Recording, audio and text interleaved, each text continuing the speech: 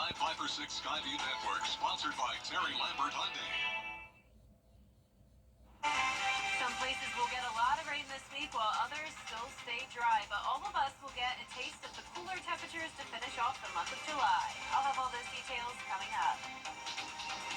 Now, live from Television Park, this is WJBF News Channel 6 at 6.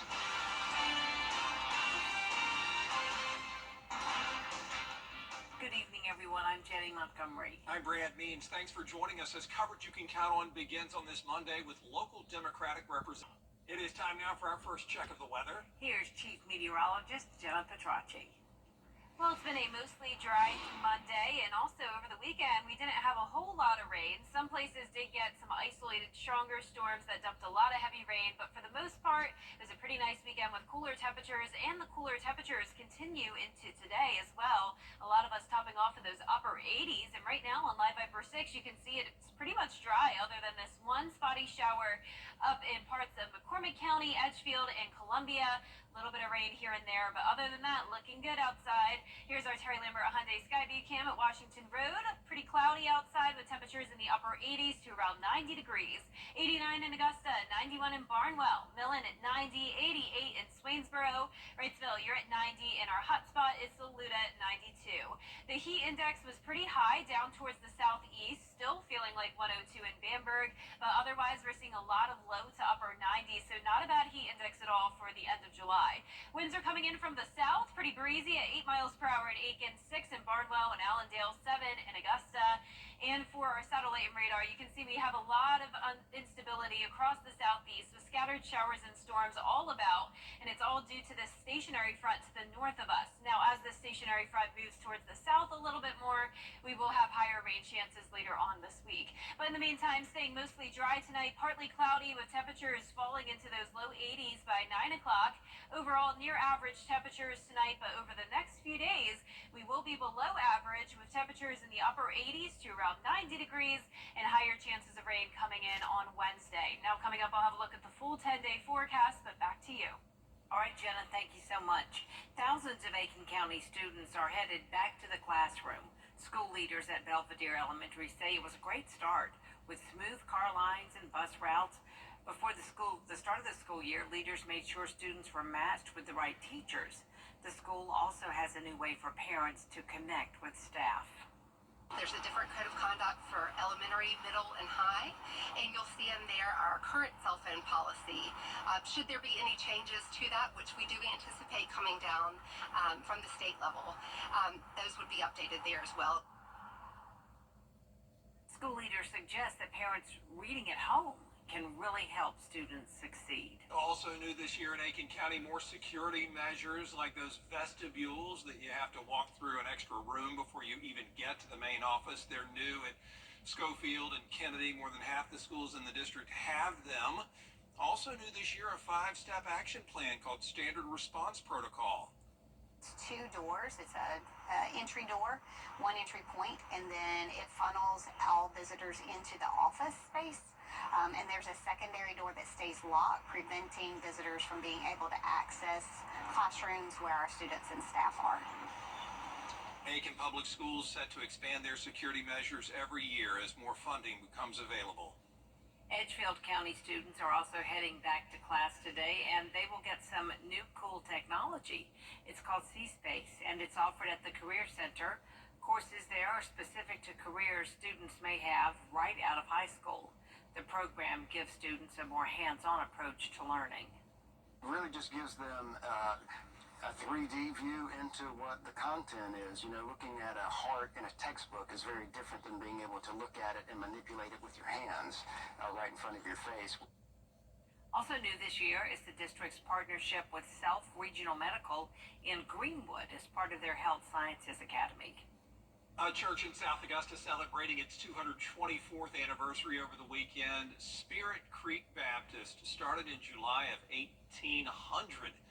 One of the oldest African-American Baptist churches in the country. They had a really big event to celebrate more than 2 centuries together, including a special worship service with special speaker Dr. Charles Goodman, the preacher at Tabernacle Baptist. They had music, they had food and fellowship, a big time. A group of people that were enslaved at the time in 1800. They came together under the leading and guiding of the Holy Spirit and anointing of the Lord, and they formed this church on Butler Creek at that particular time. So we've been in existence since then, 224 years today. Well, that's awesome. Congratulations. Pastor Gabi says the church already looking ahead, planning for its milestone 225-year celebration. It'll be here quickly. Tomorrow on Jenny, we are catching up with the little girl who was born with a very rare disease called Calder regression syndrome. She never developed legs. 7-year-old Elizabeth has defied all the odds the experts predicted prior to her birth. She is smart and sassy and keeping up with the other kids at school. Despite the physical challenges, her grandmother makes it a priority to give her as many experiences as possible, including world travel. And London and New York and Barcelona, Bahamas, Spain, yeah, and the Bahamas. yeah. Her only limitation is she can't walk. Her playroom's on the second floor of the house. Yep. She will dive into the pool. She swims. I do not treat her as if she's handicapped. No, you don't. I make her do everything that she can possibly do. When it's time for dinner, she climbs up onto the chair herself. Yeah. She gets out of the chair onto her chair herself. We'll also see Elizabeth's new bike. It's a specially designed trike that helps special needs kids improve mobility and gain independence. That's tomorrow at 12:30 on Jenny. Coming up, returning to the moon 55 years after the first trip. How NASA is planning its next mission after the break.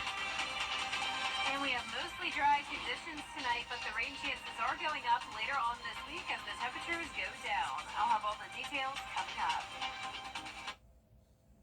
And Jenna joining us now for another check of our weather. Well, it's dry for the most part right now, but as we go into the rest of this week, the rain chances are going back up. 60% Wednesday, 70% on Thursday, and even some rain into the weekend.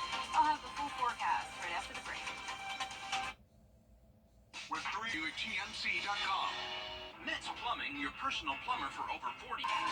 Children First on WJBF News Channel 6 is sponsored by Bridgestone. Solutions for your journey. Now, your most accurate forecast with WJBF Live 5/6. Welcome back. Here's the latest on radar. We're definitely still not seeing much activity. Really just this one area of rain that we've been watching over the past couple of hours. Right now it's situated over Clarks Hill Lake near Modoc Subdivision. Some brief heavy rain, but that's about it. It is nice and dry outside the station here on our Terry Lambert Hyundai Skyview cam. Decent amount of cloud cover today and some cooler temperatures. Only at 89 right now, feeling like 95. Which 95 is nothing compared to, say, 105 like we had just a couple weeks ago. Dew point of 70 degrees, southwest wind coming in at 7 miles per hour, and a lot of upper 80s towards the west. 87 in Crawfordville, 86 in Washington, but 92 in Saluda at Bamberg, Allendale at 90. 91 now in Millen. Now, as for satellite and radar, we do have the stalled frontal boundary, and that's the culprit for all the scattered showers and storms across the southeast. Now, because this is all the way up towards the Tennessee Valley, that's why our rain chances are pretty limited today. If this front was closer to us, we would definitely see a lot more coverage with those storms. But for tomorrow morning, that front will still be to the north, and that means rain chances will be pretty slim. Starting out tomorrow morning dry, 71 degrees, climbing to around 91, and we'll just have that slight chance of some showers and storms that we'll look at on Futurecast in a moment. But as for the high temperatures, low 90s for now, but then dipping down into the upper 80s by Thursday and as low as 86 degrees for Saturday. How about that for a late July day? For our Futurecast tonight at 8 o'clock, this particular model showing a few showers pop up, but overall it will be mostly dry, especially overnight through our Tuesday morning. So when you're headed out the door tomorrow morning, we are good to go. Then by the afternoon, a bit of a different story. We will see some pop-up showers and storms here, but still no widespread coverage, no widespread severe weather threat.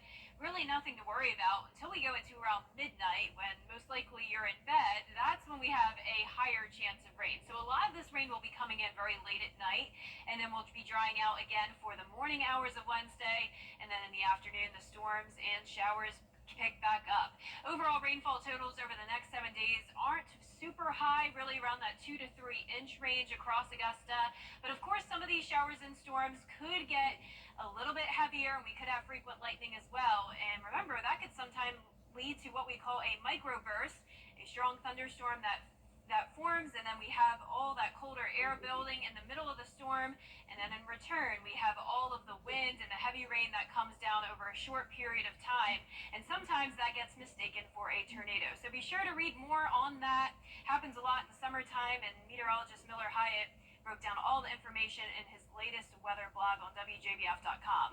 Lows tonight will be in the low 70s, though, and our highs tomorrow will be in the low 90s. That 10-day forecast showing us go down into the upper 80s on Thursday, a cloudy day with a high chance of rain. Then this weekend, still some scattered showers and storms, and slightly lower temperatures next week, and lower chances of rain. Now, congratulations to today's umbrella winner. That is Kim Mixon from Augusta. You won a Viper 6 umbrella you can pick up here at the station, and sign up to win yours on WJBF.com. Thank you very much, Jenna. Appreciate it, Chief. Coming up in sports, the ACC kicks off Football Media Day. And one longtime local high school football head coach decided it's time to hang up his whistle right before the season starts in sports. Leave the excavator today at Palmer Equipment for the bypass in Washington, Georgia. Clear, accurate stories that don't waste your time. Plus, get the latest video in one click with WJBF Plus.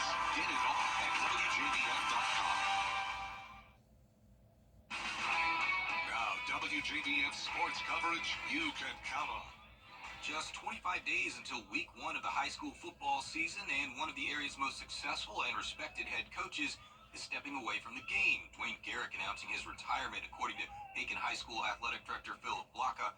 Blaka says Garrick told him it was time to retire after nearly 40 years of being on the sidelines. Garrick spent 26 seasons as a head coach with 6 different programs, racked up 200 career wins. Most recently, he took the job at Aiken High, going 0-10 in his first and only season with the Hornets. Prior to that, he won 3 region titles during his second stint as Barnwell's head coach from 2015 to 2022. Before that, his Williston Elko teams played for 3 state championships when he was the Blue Devils head coach from 2007 to 2013. He's also been a part of several Border Bowls. His longtime assistant Heath Corley has been named as the interim head coach for Aiken High. The Hornets open the season at home August 23rd at Aner.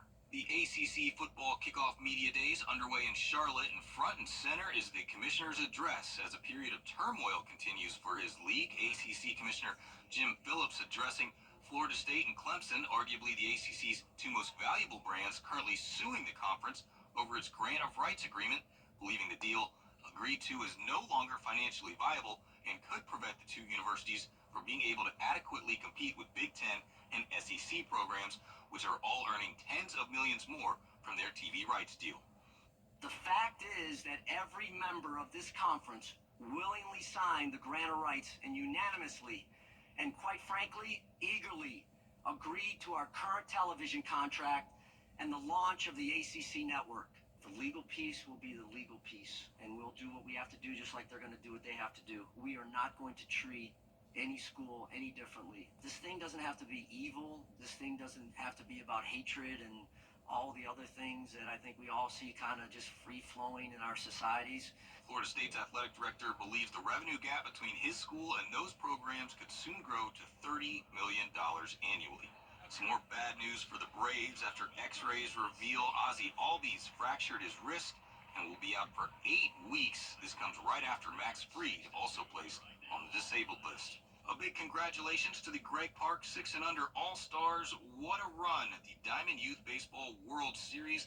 The team making it all the way to the championship series by taking down Florida, but they fall in the final game 3-2 to Tennessee. But this is a great first day of school picture with their runner-up trophy.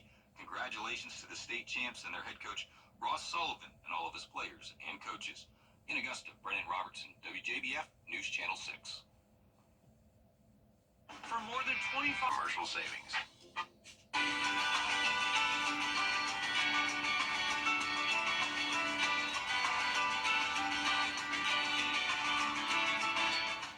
I'm Attorney John of the Atlanta Braves. NASA has unveiled its plan to pull the International Space Station out of orbit by about 2030. The agency has contracted with SpaceX to develop a deorbiting vehicle that will allow for the massive space station to make a controlled descent into an ocean and away from populated areas. NASA says the station's orbit will naturally erode before the SpaceX craft can take over around January of 2031. Isn't that just amazing to think of? Yeah, it's That they complicated can to think bring of. the International Space Station. And the pictures it provides are amazing. Yeah, wow, just incredible.